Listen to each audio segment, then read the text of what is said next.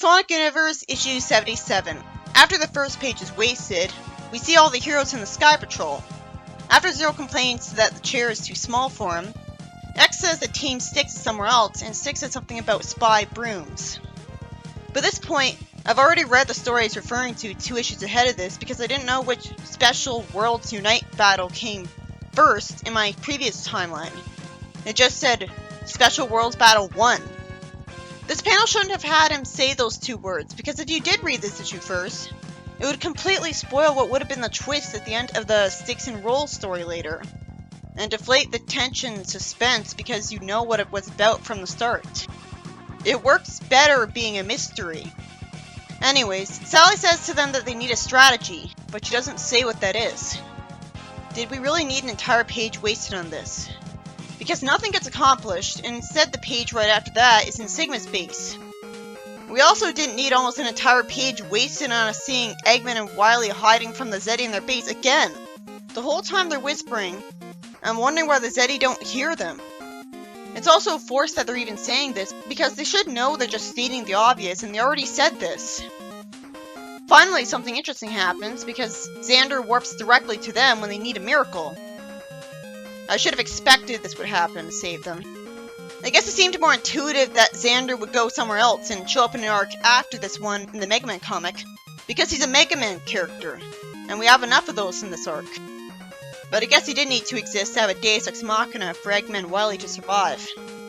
But he didn't need to exist though, because if Eggman was smart about building his base, he would have built into it a way for him to escape it easily.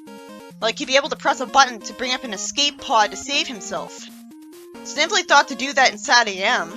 Since it turns out Xander is an extremist terrorist who wants Wily dead, they had that word in a kid's comic. It's now even more confusing that he's going to rescue them. He says that he's seen the future and thinks that he needs him. But they'd only be in the future if he already made the decision to have them come along with him in the past. They wouldn't have a reason to be in the actual future he'd see when he was seeing it, because at that point he wouldn't have been planning to save them. So that wouldn't be the future it'd be leading up to at that point. So he's able to see possible futures, not just the one that is being led up to before time travel changes things. But anyone can imagine a possible future with imagination, like as long as they know enough stuff. That's the thing, if you can see multiple different possible futures, how are you supposed to know which one is the actual canon one? Even though Xander's anti-technology, which Pender's already did better, as this feels really arbitrary when he's got a bionic eye, Xander says that while he does hate them, he has to fulfill his destiny. Why? He should be written to say they know saving them will be worth his while. That's probably why. It would make more sense if a guy with a bionic eye had his plan to make everyone a cyborg. Like, spread cybernetics out. Instead of, ugh, I hate technology. I hate that it gave me depth perception again. You know the issue has a filler problem when it should have just started on this page and you wouldn't be confused. It's so obvious to me that Xander didn't need to be a part of the arc though, because while he does make things more interesting, because he's new, you'd think geniuses like Eggman and Wily would have made a portal gun for themselves to warp out of the base, not needed someone else's convenient time travel portal. Meanwhile, Sally wants to upgrade the Sky Patrol, but why would you think it isn't perfect the way it is? It's impossible for me to imagine it get even better. She's just being cautious. Then Styx falls in through a tube. It makes sense if there was a pillow under her instead of the Sky Patrol being designed to injure people. She at least apologizes for being late and says there was a spy broom she had to neutralize. She didn't actually neutralize the broom, as you'll see. So what, did the writer change his mind later? This creates a continuity error. Again, the later story would work better with suspense over what's really going on, and this is ruining that. Sally says that since the Hunters have the most experience with Sigma, she'll turn things over to X. I like that she's being humble like that. It's good that he thanks her. So now the plot's gonna start? I have a question. Why wasn't this the first page of the issue instead? This issue has a really boring filler problem, and speaking of that, a lot of comic space is wasted on showing us X telling everyone what Sigma's like. We could have assumed this happened. The writer should have cut past this and had the next panel have a text box saying that X told everyone who Sigma was. Like, an explanation later. Sigma's a self-explanatory character anyway, so this isn't even appreciated for the people who aren't familiar with Mega Man at all. It's already obvious that he's a computer virus robot bad guy. I skimmed this dialogue as fast as possible. Sonic lampshades things, saying that if they don't know where Sigma is, or what firepower he's got, what part of this is planning. Sonic is smarter than Sally. X and Sally just look stupid now. How can they possibly expect to make a plan? All they can do is upgrade the Sky Patrol and hope that's going to be good enough to make their team as powerful as possible against Sigma. If that's all they can do, Sally should have just stopped there. How do they expect to have the time to fully upgrade it? Sigma would obviously be an immediate threat. X asked Nicole to trace the flow of energy from the Unity engines, but that'll take time, because I guess he's got to balance it somehow, and that's supposed to make logical sense. Even though the government can trace a cell phone call to a cell phone really quickly, quicker than the movies. And like that's just radio waves. Then out of nowhere, the heroes are all startled when Eggman, Wily, and Xander teleport into their airship. I guess Xander knew a lot if he knew exactly where in the sky it'd be at this point to send the portal there. He could have put the portal in the wrong place and killed one of them from telefragging, or sent Eggman and Wily to their deaths. And it's not like anyone's gonna tell Xander their exact coordinates at this exact point in time. I don't know why I was assuming that the Sky Patrol had horizontal momentum at this point, because it's like a death egg, it could just float in one place. Still, it could be anywhere. Immediately, Eggman, Wily, and Xander get put behind bars, which was unnecessary at this point. But Sonic thinks the brig now is necessary because he's used to these guys being his enemies, so I guess he just assumed they were here to attack them all. But he and Mega Man got a message from them to stop Sigma as soon as they were deroboticized. So they should know that these guys are on their side right now. They even greeted them happily. So enemies or not, trapping them behind bars was just mean. If they were really here to threaten them, bars wouldn't stop them because they pull ray guns out of their clothes and shoot in between the bars. Wily tells the heroes that Sigma enslaved him and Eggman earlier, and Eggman says that they can tell them everything they built for Sigma, where he is, and what his plans are. Well, how convenient. It sure is lucky for the heroes that the Portal Maker knew exactly where to put the portal to take them here, when the Sky Patrol could be anywhere. It doesn't have set, predictable coordinates. I have to assume that Xander can see where the portal would appear before he puts it there, so he can make adjustments if his first attempted location would send them falling out of the sky. They sure are lucky that Xander exists, and Eggman can tell them where they need to go. But again, Eggman could have feasibly escaped his base in an escape pod like Sally got out of the Death Egg again. So he didn't need Xander. So it's not like Xander was there because the writer wrote himself into a corner, as much as it looks like that. Eggman finding the heroes again would be inevitable. The whole time Eggman was enslaved to Sigma. I was thinking that if this was a franchise that wasn't afraid to change the status quo, it could make sense, or at least be intriguing, if being enslaved taught Eggman that enslaving people was wrong, because now they know how unfair it is. It would be interesting if this was a catalyst for Eggman to become a better person, but that never happened because, oh, he's the main villain of the games. Even though it doesn't necessarily have to make him a good guy, he could just realize, you know, forcing someone to work for me is wrong. And he could just say to his egg armies, you know, you don't have to work for me if you don't want to. I'm gonna give you a $10 an hour wage. If anything, that would help him as a villain because he'd get better PR and more people might actually sign up to join his army voluntarily because they'd actually get a wage from it. Like homeless people might actually want to work for him because it doesn't require any kind of background check or resume. All they'd have to do is go to his egg army. The amount of people signing up for that to get a really easy job out of desperation would actually be more than the amount of people he might lose if he lets people who aren't happy with him leave. It would be smarter of him to have workers who want to stay with him so that the heroes couldn't talk them out of it. Like, it would be a bit interesting if Eggman was paying his workers for once. That doesn't necessarily conflict with his desire to rule the world. Eggman says that it'll only help the heroes if he's on the other side of the bars, naturally being humiliated. And Mega Man's naturally scared of trusting Wily because he betrayed them in the end. Styx says that it's cozy behind the bars and doesn't see the problem with being there because she's sitting on a bed, as it turns out she was caught behind the bars.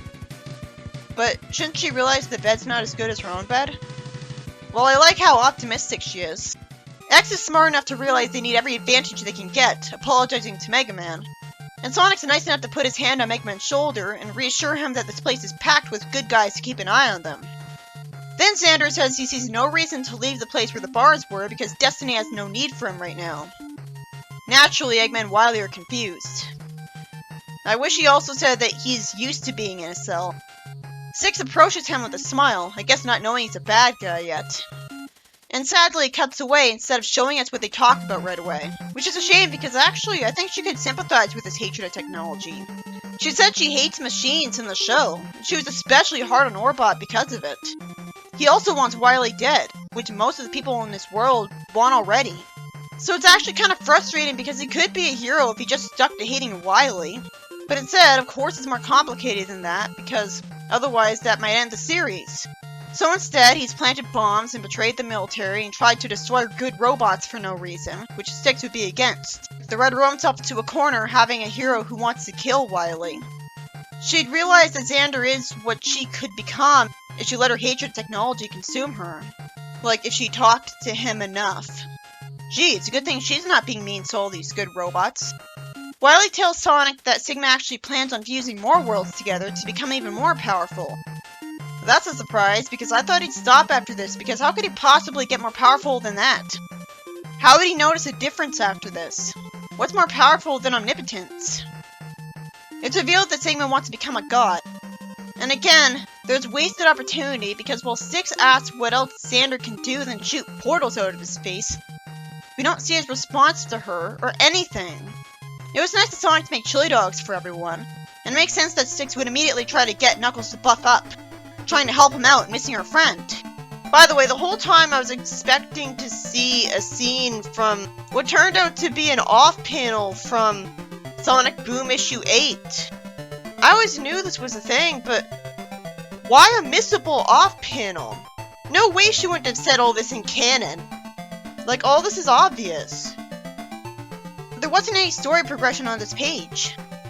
Rotor says to Eggman that he was saving the Red Star Ring as an emergency reserve. I thought it was for Nicole, so she could always be organic. Can it be both?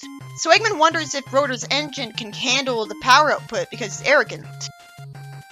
Quake Woman asks Nicole if she's been feeling loyalty or guilt when she decided to answer Dr. Light's call for help. And Nicole relates to her that her friends will help her through her feelings.